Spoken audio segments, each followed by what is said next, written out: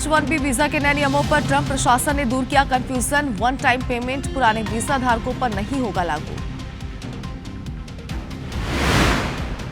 4 अक्टूबर को गृह मंत्री अमित शाह आएंगे रायपुर। बस्तर दशहरा में शामिल होंगे शाह। एक्स पर पोस्ट कर लिखा, मौर्या दरबार में शामिल होने के लिए उत्सुक।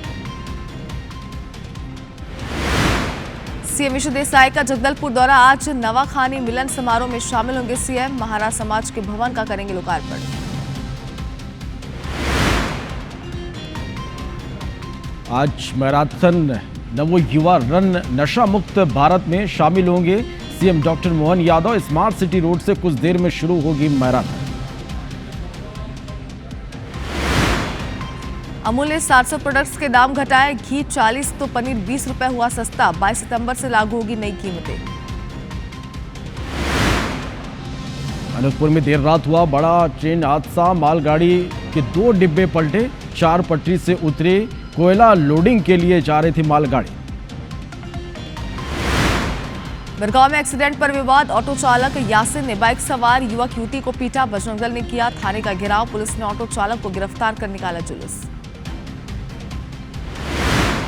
बड़वानी में तेंदुए ने 7 साल की बच्ची का किया शिकार। घर से जबड़े में दबा कर ले गया तेंदुआ। बच्ची की मौत के बाद ग्रामीणों ने शव रखकर किया चक्का जाम। रायसेन की गद्दा फैक्ट्री में आग लगने से मचा हाहाकार। लोगों ने फायर ब्रिगेड को दी सूचना। आग लगने से पूरा सामान जलकर खाक। और एशिया कप के सुपर 4 का महामुकाबला आज दुबई के मैदान में आमने सामने होंगे भारत पाकिस्तान। रात 8 बजे शुरू होगी जंग।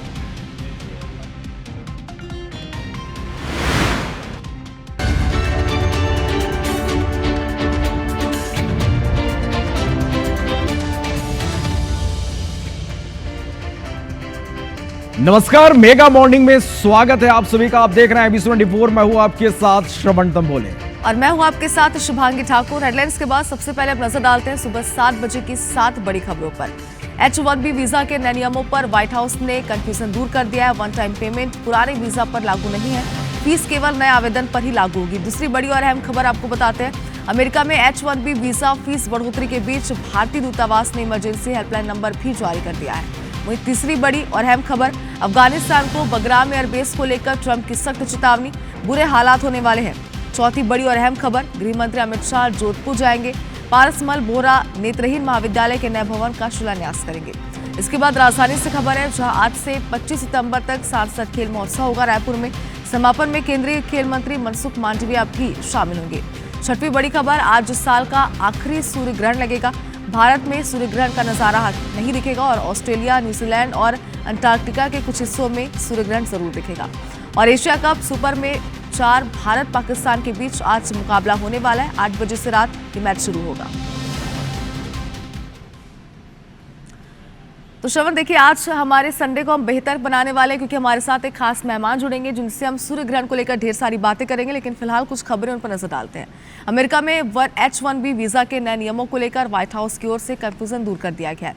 आपको बता दें कि व्हाइट हाउस ने स्पष्ट किया है कि H-1B वीजा पर सालाना नहीं बल्कि एक बार ही फीस लगेगी और केवल नए आवेदन पर ही लागू होगी। मौजूदा वीजा धारक और विदेश में रहने वाले लोगों को कोई अतिरिक्त शुल्क नहीं देना होगा। USCIS व्हाइट हाउस की ओर से इस फैसले को स्पष्ट किया गया है। आपको बता दें कि अमेरिका के राष्ट्रपति डोनाल्ड ट्रंप ने H-1B वीजा पर भारी भरकम फीस लगा दी है। इस नई फीस से 1 लाख अमेरिकी डॉलर यानी कि 88 लाख रुपए तय की गई है। तो जरा आप देखिए, जिस तरीके से जो फैसले सामने आए थे, इस पर वीजा के नए नियमों पर व्हाइट हाउस में जो कंफ्यूजन था उसे दूर कर दिया गया है। व्हाइट हाउस ने स्पष्ट किया है कि H-1B वीजा पर सालाना नहीं बल्कि सिर्फ एक बार ही फीस लगेगी और केवल नए आवेदन पर लागू होगी। मौजूदा वीजा धारक और विदेश में रहने वाले लोगों को कोई अतिरिक्त शुल्क नहीं देना होगा। USCIS और व्हाइट हाउस ने इस फैसले को स्पष्ट किया है। अमेरिका के राष्ट्रपति डोनाल्ड ट्रंप ने H-1B वीजा भारी भरकम फीस लगा दी थी।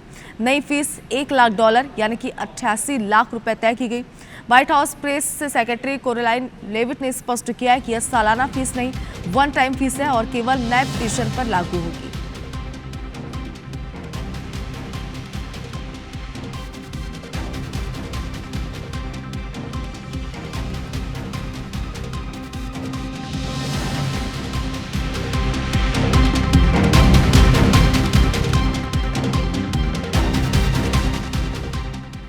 और इसी बीच ये दर्शकों के लिए और आम जनता के लिए एक राहत की खबर है। अमूल ने अपने 700 से ज्यादा प्रोडक्ट्स की कीमतों में कटौती की घोषणा की है। इसमें घी, मक्खन, चीज, आइसक्रीम और अन्य दूध जैसे व्यापार शामिल है। ये बदलाव 22 सितंबर 2025 से लागू होगा। अमूल ने ये कदम नए जीएसटी स्लैब में हुए बदलाव के बाद उठाया। इससे पहले मदर डेयरी ने 16 सितंबर को अपने डेयरी प्रोडक्ट्स के दामों में कटौती का ऐलान किया था। प्रोडक्ट्स की कीमतों में 2 रुपए से लेकर 30 रुपए तक की कटौती यहाँ पर की गई है। बताया जा रहा है कि इसमें टेट्रा पैक दूध, पनीर, चीज, घी, मक्खन, आइसक्रीम और सफल ब्रांड के प्रोडक्ट्स फूड शामिल हैं।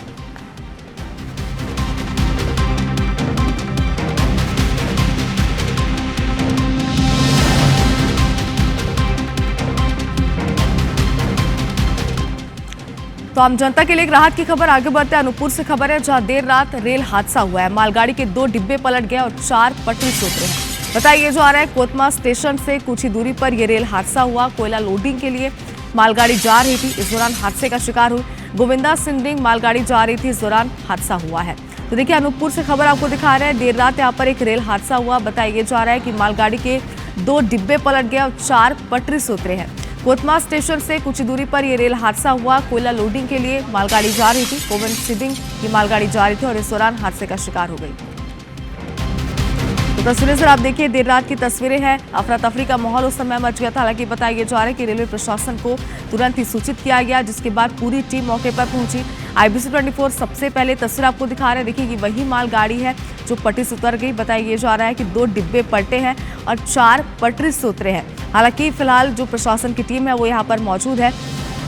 कोतमा स्टेशन से कुछ ही दूरी पर ये रेल हादसा हुआ है। देर रात का ये पूरा मामला है, जहां पर कोयला लोडिंग के लिए मालगाड़ी जा रही थी और अचानक ही इसके 2 डिब्बे पलट गए, 4 पटरी से उतरे। हालांकि ये हादसा कैसे हुआ, फिलहाल ये तो जांच के बाद स्पष्ट हो पाएगा, लेकिन प्रशासन की टीम तुरंत ही मौके पर पहुंची है। जांच भी शुरू कर दी गई है। देर रात का ये पूरा मामला है, अफरा तफरी का माहौल था। बताइए जा रहा है कि रेलवे प्रशासन मौके पर पहुंचा और उसके बाद जांच शुरू की गई। तो 2 डिब्बे पलट गए, 4 पटरी से उतरे। कोतमा स्टेशन से कुछ दूरी पर ये रेल हादसा हुआ। कोयला लोडिंग के लिए मालगाड़ी जा रही थी और गोविंदा सिंडिंग ये मालगाड़ी जा रही थी। तो अनूपपुर से खबर आपको दिखा रहे हैं। देर रात एक रेल हादसा हुआ है।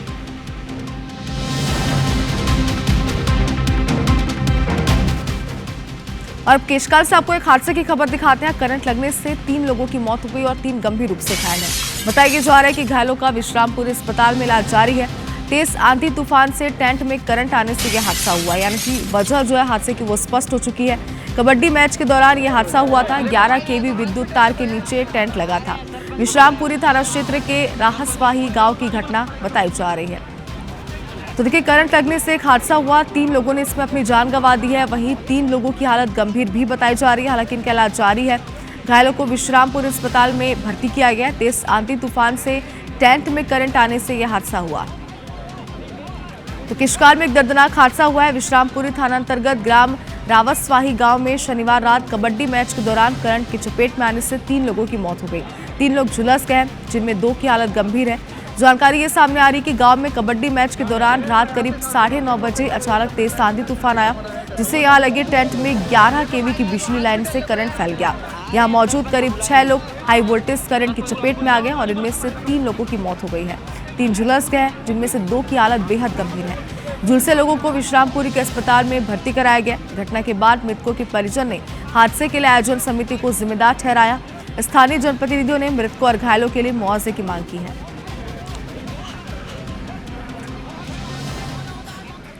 लापरवाही की वजह से हम लोग का एक आदमी खो गया। हम वाले बता रहे थे कि यहाँ मत रखो करके बोले हम लोग, तो ज़बरदस्ती वहीं रखे बोल रहे थे। जो आयोजक करता थे उन्होंने एक दो बोलेरो को उसका प्रबंध किया और यहाँ तो विश्रामपुरी तक पहुँचाए। और 3 लोग का उपचार जारी है, जिसमें से 2 गंभीर हैं। जो 2 गंभीर हैं उनको प्राथमिक उपचार के बाद जिला अस्पताल के लिए रेफर कर दिया गया है उनका स्थिति को देखते हुए, तथा एक जो है वो सामान्य है। प्रभावित होने से 6 लोग उसमें चपेट में आ गए थे। 3 मौके पर डेथ कर गए हैं, 3 घायल हैं। कि जांच करने के बाद स्पष्ट बता पाएंगे कि किसकी लापरवाही है करके। मृतक है उनके परिजनों को पूरा मुआवजा मिलना चाहिए। जो घायल हुए हैं उनके परिजन को भी मुआवजा मिलना चाहिए। 3 का तो डेथ हो गया और 2 लोगों को तो थोड़ा गंभीर है, उससे रेफ़र किया गया है और एक यही है और जो मृतक हैं उनको कुछ मुआवजा दिलाने के लिए प्रयास करेंगे हम लोग। और बड़वानी में तेंदुए का आतंक लगातार जारी, लेकिन इस बार जो खबर सामने आई उसने सभी का दिल दहला दिया। इस बार तेंदुए ने 7 साल की बच्ची का शिकार किया है। बच्चे की मौत के बाद ग्रामीणों ने चक्का जाम किया। जाहिर सी बात है उनमें आक्रोश था। सुबह करीब 5:30 बजे तक शॉ लेकर परिजन बैठे रहे। डीएफओ, एसडीएम, एसटीओपी सहित कई अधिकारी समझाइश देते रहे, लेकिन उसके बावजूद परिजन मानने को तैयार नहीं थे। उनका यही कहना था कि लगातार प्रशासन के द्वारा, वन विभाग के द्वारा उन्हें अलर्ट किया जा रहा है। हर बार ये कहा जाता है कि तेंदुए को कहीं सुरक्षित स्थान पर जंगल पर छोड़ा जाएगा, लेकिन उसके बावजूद भी एक के बाद एक लगातार कई हादसे हो रहे हैं। तेंदुआ कई लोगों को अपना शिकार बना रहा है। मृतक के परिजनों को 8 लाख मुआवजे का ऐलान हालांकि यहाँ पर किया गया है। तो देखिए, तेंदुए ने 7 साल की बच्ची को इस बार अपना शिकार बनाया। बेहद ही दुखद खबर, बच्ची की मौत हो गई है।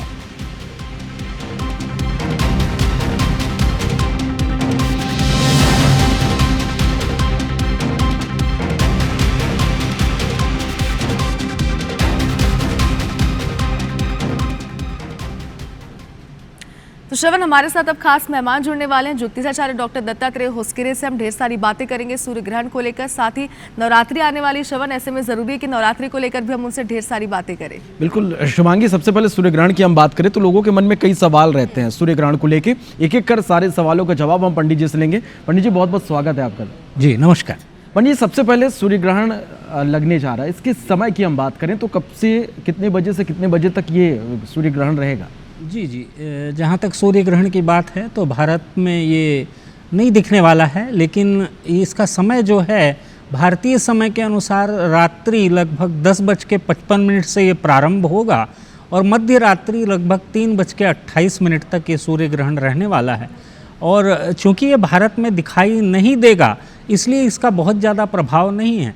और सूर्य ग्रहण जो है इसका सूतक लगभग 12 घंटे पहले लग जाता है, इसलिए ये मान के चलें कि दिन में लगभग 10:55 से ये सूतक लग जाएगा। पंडित जी, एक बात और आपसे समझना चाहते हैं। मुझे लगता है कि सवाल दर्शकों के जहन में भी सूर्य ग्रहण को लेकर, हालांकि ये भारत में तो नहीं दिखने वाला है, लेकिन बहुत सारे नियमों का पालन हम सूर्य ग्रहण के दौरान करते हैं। क्या उन नियमों का पालन इसमें करना है? जी, कुछ नियमों का पालन करना चाहिए। जहाँ तक सूर्य ग्रहण के सूतक का प्रश्न है तो मेरा नियम ये रहेगा, मैं जो नियम बताना चाह रहा हूँ वो ये रहेगा कि सबसे पहले तो इस बात का विशेष रूप से ध्यान रखें कि पूजन पठन इत्यादि का कार्य न करें जहाँ तक संभव हो सके। और साथ ही साथ इस बात का भी विशेष ध्यान रखें कि सूतक काल में किसी भी तरह से घर में किसी शुभ कार्य को संपादित न करें। ये 2 बातों का ध्यान रखें। गर्भवती स्त्रियां विशेष रूप से इस बात का ध्यान रखें कि सूतक काल में घर से बाहर ना निकलें। बस ये 2-3 कार्य को कर लेंगे, क्योंकि सूर्य ग्रहण हालांकि भारत में नहीं दिख रहा है, लेकिन चूंकि सूर्य ग्रहण है और सूर्य जो है ओमनीपोटेंट है, ओमनी प्रेजेंट है, हर जगह दिखाई देने वाला है, तो निश्चित रूप से इसका प्रभाव कुछ न कुछ तो अवश्य रहेगा। इसलिए कुछ सावधानियां बरतनी चाहिए। निश्चित रूप से पंडित जी, सावधानियां फिर भी लोगों को बरतनी पड़ेगी। राशियों पे प्रभाव की हम बात करें पंडित जी, तो क्या अलग अलग राशियों पे इसका भी कुछ अलग प्रभाव देखने को मिल सकता है? जी, विशेष रूप से क्योंकि ये जो है उत्तरा फाल्गुनी नक्षत्र जो कि सूर्य प्रधान नक्षत्र है और उसका पहला चरण और जो है वो सिंह राशि में आता है और उसके पश्चात कन्या राशि में आता है, इसलिए सिंह और कन्या राशि पे इसका ज़्यादा प्रभाव है। वैसे तो सभी राशियों पे कुछ न कुछ प्रभाव रहेगा, लेकिन सिंह और कन्या राशि पे इसका ज़्यादा प्रभाव है। इसलिए विशेष रूप से सिंह और कन्या राशि के जातकों को विशेष रूप से संभल कर चलना चाहिए। लेकिन जैसा कि मैंने कहा, भारत में ये दिखाई नहीं दे रहा है, इसलिए भयभीत होने की आवश्यकता नहीं है। लेकिन हाँ, सिंह और कन्या राशि के जातकों को थोड़ी सी सावधानी अवश्य बरतनी चाहिए। पंडित जी, एक बात ये भी है जो हमने अभी देखी है हाल ही में कि ग्रहण से ही पितृपक्ष की शुरुआत हुई थी और इसके बाद ग्रहण के बाद नवरात्रि की शुरुआत हो रही है। ऐसे में इसका कोई विशेष महत्व है? जी देखिए, निश्चित रूप से चंद्र ग्रहण से जो है पितृपक्ष का प्रारंभ हुआ और सूर्य ग्रहण से समाप्त हो रहा है। ये इस बात को संपादित करता है, इस बात को दिखाता है कि जो है पितरुओं के ऋण से मुक्त होने का एक अच्छा अवसर इस बार सभी के पास था और सभी ने निश्चित रूप से लाभ उठाया होगा इसका। लेकिन जब भी ग्रहण लगते हैं, सूर्य ग्रहण और चंद्र ग्रहण एक तरह से पितृदोष को ही प्रदर्शित करते हैं। यदि ज्योतिष शास्त्र की मैं बात करूं तो उसमें सूर्य ग्रहण और चंद्र ग्रहण दोनों पितृदोष के एक रूप हैं। तो निश्चित ही जब इस बार इस पितृपक्ष में चंद्र ग्रहण से प्रारंभ हुआ और सूर्य ग्रहण से समाप्त हुआ पितृपक्ष, तो निश्चित ही जिनको भी पितृदोष इत्यादि है उनको इस निवारण का एक अच्छा अवसर मिला। आज सर्व पितृ अमावस्या है, तो इसका लाभ उनको सभी को उठाना चाहिए। और कुतुब काल में यानी कि दोपहर के समय 11:36 से 12:24 के मध्य में अपने पूर्वजों को तर्पण देकर उनके ऋण से मुक्त होने का प्रयास करना चाहिए। जी निश्चित रूप से पंडित जी हालांकि आप लगातार ये कह रहे हैं कि इसका असर जो है वो ज़्यादा नहीं पड़ने वाला है, लेकिन फिर भी यदि जब सुबह सोकर उठें तो किस तरह से सूर्य ग्रहण के दूसरे दिन लोग अपने दिन की शुरुआत करें जिससे उन पर कोई किसी तरह का असर ना पड़ सके? जी निश्चित रूप से ये प्रश्न जो है सभी की शंका का समाधान करेगा। मैं आपको बताना चाहूँगा, क्योंकि नवरात्रि प्रारंभ हो रही है कल से, तो नवरात्रि जब प्रारंभ हो रही है तो सूर्य ग्रहण है, इसलिए जैसा कि मैंने कहा हालांकि इसका प्रभाव भारत में नहीं है, लेकिन फिर भी शुद्धिकरण अवश्य करें। जहाँ पे भी आप माताजी की स्थापना करेंगे प्रातःकाल उठकर शुद्धिकरण करके ओम अपवित्र पवित्रो वा ऐसा मंत्रों का उच्चारण करते हुए, ना भी मंत्र आए तो केवल जल प्रोक्षित करें, गंगा जल प्रोक्षित करें, छिड़कें और उसके द्वारा शुद्धिकरण करने के उपरांत ही घट स्थापना, माताजी की प्रतिमा की स्थापना इत्यादि करें तो निश्चित रूप से अच्छा रहेगा। पंडित जी, जैसा कि श्रवण ने एक सवाल किया था आपसे कि राशियों पर इसका क्या प्रभाव पड़ने वाला है, कोई खास ऐसी राशि है जिन्हें कोई उपाय करने चाहिए जो अगर समस्या से पहले ही जूझ रहे हों, तो क्या वो इस ग्रहण में कोई उपाय कर सकते हैं अपने लिए? जी मैं जैसा कि मैंने कहा कि क्योंकि ये उत्तरा फाल्गुनी नक्षत्र जो कि सूर्य प्रधान नक्षत्र है उसी में सूर्य ग्रहण पड़ रहा है, इसलिए विशेष रूप से सिंह और कन्या राशि वालों के लिए, मेष राशि वालों के लिए, मीन राशि वालों के लिए और मकर राशि वालों के लिए थोड़ा सा निश्चित ही कठिन समय दिखता है। लेकिन जहाँ तक उपाय की बात है, चूँकि मैंने कहा कि यह सूर्य ग्रहण है, चंद्रमा जो है सूर्य और पृथ्वी के बीच में आ गया, इसी के कारण यह सूर्य ग्रहण हुआ और आंशिक सूर्य ग्रहण है, पूर्ण सूर्य ग्रहण नहीं है। यानी कि सूर्य जो है छल्ले के समान दिखाई देगा, जहाँ भी दिखाई देगा, ऑस्ट्रेलिया, न्यूजीलैंड, अंटार्कटिका, फिजी, यहाँ पे। तो उपाय क्या करना चाहिए? उपाय ये है कि आप आदित्य हृदय स्तोत्र का पाठ ग्रहण काल में करें, यानी कि रात्रि 10:55 से 3:28 के मध्य आदित्य हृदय स्तोत्र का पाठ करें और जो भी मंत्र आप करते रहे हैं उनका जाप अवश्य करें ग्रहण काल के दौरान, तो इससे आपको अच्छा फील होगा। इससे जो भी कोई कठिनाइयाँ आने वाली होंगी वो टलेंगी। और चूँकि ग्रहण जो है ज्योतिष का और मेदिनी का विषय है, भूगर्भ शास्त्र को प्रभावित करता है, इसीलिए सभी को कुछ न कुछ हद तक तो प्रभावित करेगा, लेकिन बहुत ज़्यादा नहीं करेगा। बिल्कुल पंडित जी, और मुझे लगता है कि दर्शकों को भी बहुत बड़ा कंफ्यूजन एक था, क्योंकि इस बार श्रवण जो सूर्य ग्रहण है वो भारत में नहीं दिखने वाला है। ऐसे में हर कोई यही सवाल कर रहा था कि जो नियम सूतक के लागू होते हैं वो हमें पालन करने हैं या फिर नहीं करें, लेकिन आपने ये स्पष्ट किया कि इस बार सूतक के नियम लागू नहीं होंगे, लेकिन कुछ नियम जरूर है जिनका पालन आपको करना पड़ेगा। आगे भी पंडित जी से जानेंगे सूर्य ग्रहण कितना खास है। श्रवण, माननीय विधायक भगवान दास सबनानी जी और इस पूरे कार्यक्रम के सूत्रधार वैभव पवार जी, युवा मोर्चा द्वारा आयोजित इस सेवा पखवाड़े के अंतर्गत यशस्वी प्रधानमंत्री के जन्मोत्सव से लगा करके हमारे लिए 2 अक्टूबर तक सेवा का पखवाड़े का ये जो आयोजन पूरे देश भर में किया जा रहा है, हम तो और सौभाग्यशाली हैं। यशस्वी प्रधानमंत्री ने 75वां जन्मदिवस हमारे बीच मनाया और युवाओं को लेकर के जिस प्रकार से रचना बनी है, पूरा प्रदेश, वैसे तो देश भर में कार्यक्रम हो रहे हैं, लेकिन आज इंदौर, ग्वालियर, जबलपुर, रीवा, सागर, रतलाम, उज्जैन और ये विशाल संख्या में भोपाल में जो युवा अपनी उपस्थिति दर्ज करा रहे हैं, मैं आप सबको बधाई देना चाहूँगा और उम्मीद करता हूँ कि यशस्वी प्रधानमंत्री के नेतृत्व में बदलते दौर में दुनिया भारत की तरफ देख रही है और भारत ने अपनी जो साख और धाक बनाई है, हम सब याद करें, अभी कुछ दिन 4 दिन पहले के पाकिस्तान के साथ होने वाले मैच, क्रिकेट का मैच हो, ओलंपिक के कोई भी गेम हो या एशियाड के गेम हो, बदलते दौर में भारत कैसे धीरे धीरे बदल रहा है।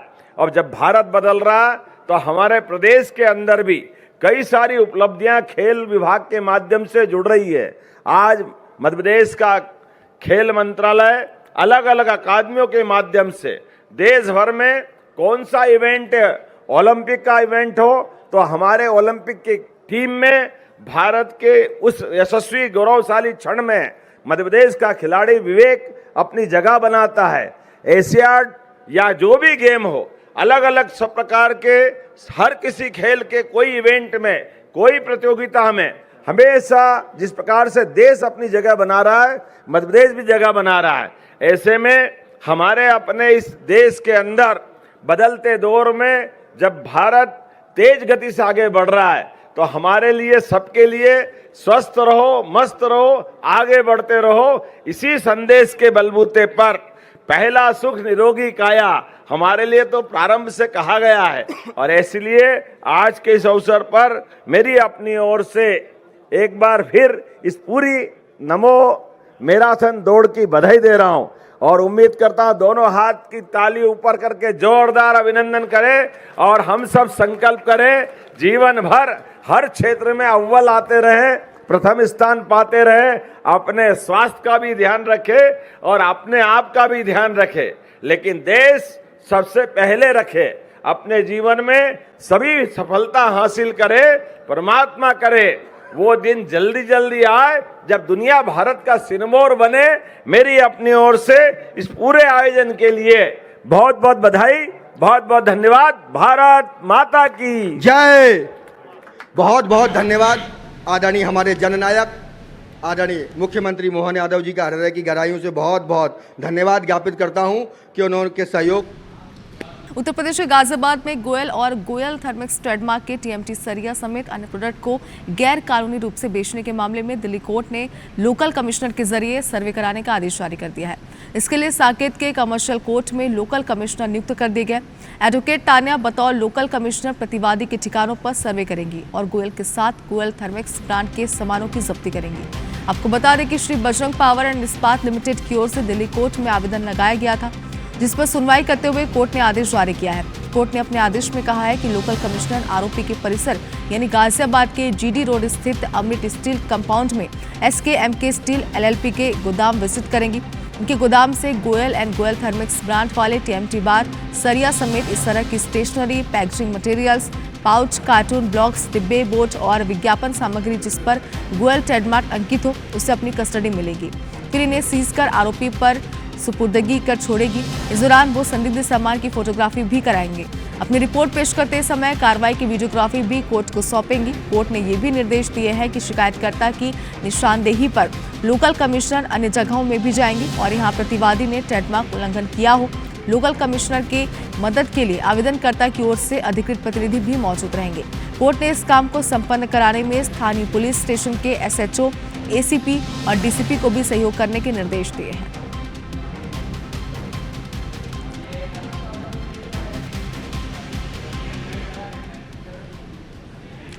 श्रवण, इसके पहले ब्रेक में हम बहुत सारी बातें हमने पंडित जी से की है ग्रहण को लेकर। मुझे लगता है कि वो सारी जानकारियां दर्शकों तक भी पहुंचनी चाहिए। निश्चित रूप से शुभांगी, क्योंकि लोगों के मन में कई सवाल थे और हम कोशिश यही कर रहे हैं कि लोगों के मन में सूर्य ग्रहण को लेकर जितने भी सवाल हैं उनके जवाब हम पंडित जी से लें। पंडित जी, एक सवाल और ये कि सूर्य ग्रहण के दूसरे दिन नवरात्र है और घट स्थापना भी होनी है, तो इस पर क्या किसी तरह का कोई प्रभाव पड़ेगा या फिर क्या नियम बरते जाए?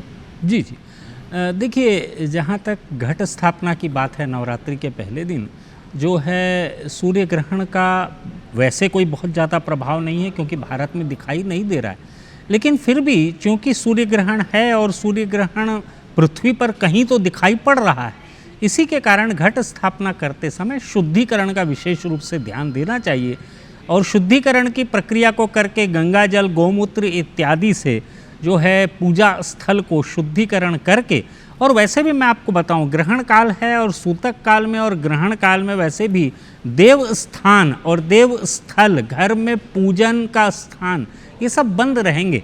तो निश्चित रूप से जैसे ही आप नवरात्रि के पहले दिन जब खोलेंगे सब कुछ, तो पहले शुद्धिकरण करेंगे, प्रतिमाओं को स्नान इत्यादि करा के उनको गंधानुलेपन इत्यादि करेंगे, उसके पश्चात ही घट स्थापन की प्रक्रिया प्रारंभ होगी।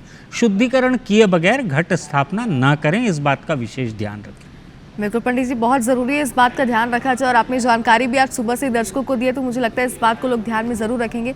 अब पंडित जी, एक छोटा सा मिथ है या फिर मैं कहूँ कि भ्रांतियां लोगों के मन में ग्रहण को लेकर रहती है कि श्रवण बचपन से हमें देखते आ रहे हैं, ग्रहण सुनते ही कहीं ना कहीं हमारे जहन में डर आ जाता है और हमें लगता है कि कुछ हमारी राशियों के हिसाब से कुछ गलत ना हो, हमारे साथ कुछ गलत ना, कोई हादसे ना हो। तो क्या इस बार ग्रहण को लेकर जो मिथ है लोगों के मन में, उसे आप दूर कर पाएंगे? जी, बहुत अच्छा प्रश्न है। देखिए, मैं आपको एक बात बता दूं, ग्रहण जो है विशेष रूप से शास्त्रगत यदि मैं बात करूं तो ज्योतिष का मैटर तो है, लेकिन इससे ज़्यादा जो है ग्रहण जो है वो मेदिनी का विषय है। मेदिनी यानी कि भूगर्भ शास्त्र। भूगर्भ शास्त्र आपने देखा होगा कि आज ग्रहण है, लेकिन कल ही जो है रशिया में एक पार्ट में ज़बरदस्त भूकंप आया, लगभग 8 की तीव्रता का भूकंप आया। मेदिनी यानी कि भूगर्भ। तो कहा गया है शास्त्रों में कि जब भी ग्रहण होगा तो उसका प्रभाव समुद्र के तल पर और साथ ही साथ भूगर्भ यानी कि पृथ्वी के नीचे पड़ेगा, इसीलिए भूकंप इत्यादि की संभावनाएं होती हैं। लेकिन जहाँ तक मनुष्य की बात है तो किसी भी ग्रहण से भयभीत होने की आवश्यकता नहीं है, चाहे वो भारत में दिख रहा हो या नहीं दिख रहा हो। नियमों का पालन करना चाहिए। हमारा ज्योतिष शास्त्र या हमारा आध्यात्म किसी को भयभीत करने का प्रयास नहीं करता है, वो साफ संदेश देता है कि नियमों का पालन करें और जो कुछ भी दुष्प्रभाव होते हैं उनसे बचें। यदि उनसे बचे रहेंगे तो किसी तरह की कोई दिक्कत नहीं आएगी। बिल्कुल पंडित जी, और मुझे लगता है कि जो नियम बताए जाते हैं ज्योतिष शास्त्र के अनुसार उनका पालन करना चाहिए और आपको घबराने की जरूरत बिल्कुल नहीं है। ये बहुत बड़ा श्रवण मिथ था जो पंडित जी ने क्लियर कर दिया है।